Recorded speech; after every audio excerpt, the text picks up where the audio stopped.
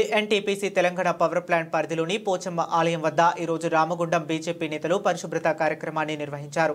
ఆషాఢ మాసం ఆరంభం సందర్భంగా భక్తులు పెద్ద ఎత్తున ఆలయానికి రావాల్సిన నేపథ్యంలో ఆలయం చుట్టుపక్కల పరిశుభ్రత లేదన్న విషయం గమనించిన బీజేపీ ఏఎన్టీపీసీ మండల శాఖ ఈ కార్యక్రమాన్ని చేపట్టింది. ఈ కార్యక్రమానికి బీజేపీ రామగుండం ఇన్ఛార్జ్ కందుల సంధ్యారాణి గారు ముఖ్య అతిథిగా హాజరై ఆలయ పరిసరాలను స్వయంగా శుభ్రం చేయడంలో పాల్గొన్నారు. బీజేపీ కార్యకర్తలు, స్థానికులు కూడా స్ఫూర్తిగా పాల్గొని పరిసరాలను శుభ్రపరిచారు. ఈ సందర్భంగా కందుల సంధ్యారాణి మాట్లాడుతూ ఆధ్యాత్మికతకు ప్రతీకగా నిలిచే దేవాలయాలు పరిశుభ్రంగా ఉంచడం సమాజానికి మంచి మార్గదర్శకంగా నిలుస్తుంది అన్నారు. ప్రజల విశ్వాసానికి కేంద్రంగా ఉండే ఇలాంటి ప్రదేశాలు శుభ్రత ప్రతి ఒక్కరి బాధ్యత అని పేర్కొన్నారు.